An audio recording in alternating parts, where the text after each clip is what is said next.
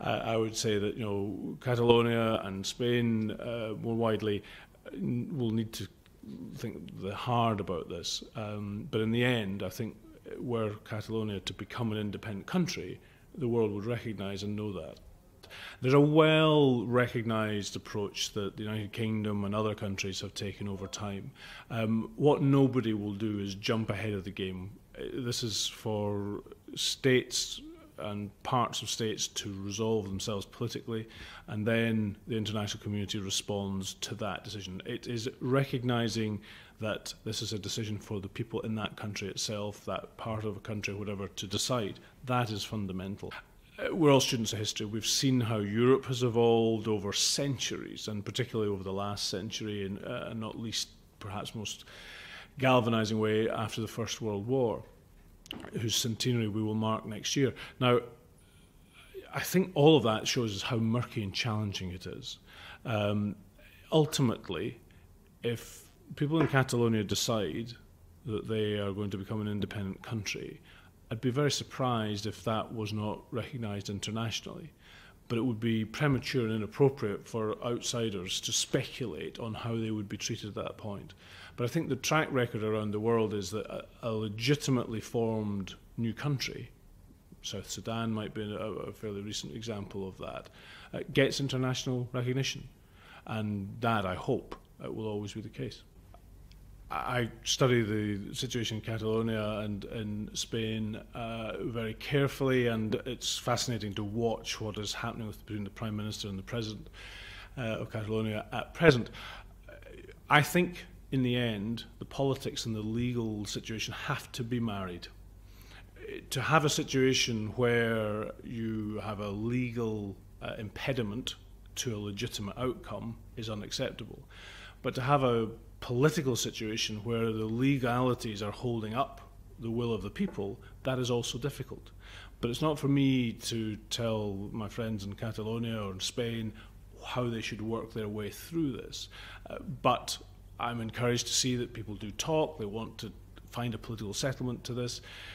In the end, here in the United Kingdom, back home in Scotland, which I've just arrived from this afternoon, we knew that the mandate existed, and we as Democrats wanted to honour that.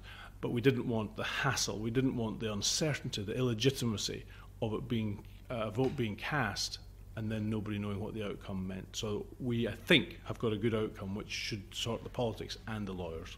Then we have shown that we can peacefully and politically resolve a very tricky constitutional issue, and ultimately we have allowed people to decide. And my argument regularly last year, before the Edinburgh Agreement, was the electorate will get very annoyed with politicians of both sides if we let the process get in the way of the decision. Now we've got the process sorted, and in a year's time we'll have taken the decision. I think that each country has its own circumstances. Of course, people will draw on a way of doing things that we have now established here in the United Kingdom.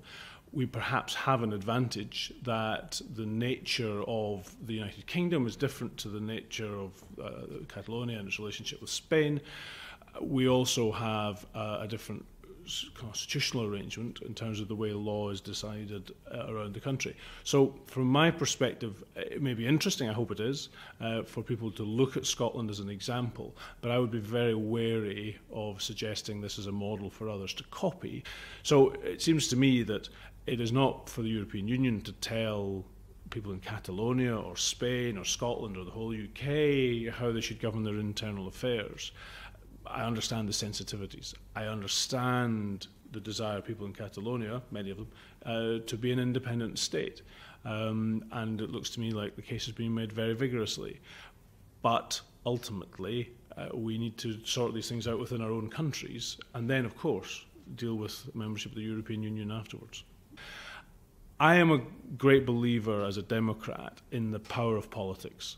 I don't think politics is a dirty word. It can be, and people get very cynical about politics and politicians. But ultimately it's about the resolution of competing interests and respecting the will of people along the way. It seems to me that in all our different ways we have to work that through. People are very patient, they have to be. in Catalonia and Spain, one route may be taken. It may not be clear what that route is to be. A year and a half ago, 2 years ago, it wasn't clear how we would resolve this in the United Kingdom. We have set out a path. It has worked so far, and that rewards my basic optimism that political processes can work, even when you've got very different positions. I'm not going to speculate on individual countries, member states or others, and what they may or may not do. I have no reason to believe that any country around Europe would have an in-principle objection to any new member state coming forward. And I don't mean Scotland, but I mean anywhere in the European Union. We have a proud record in Europe in recent times, all the way through from the 70s when the United Kingdom joined, later on in the 80s when Spain, Greece and Portugal joined, through the big bang moment of 2004, of expanding our borders and including people in it.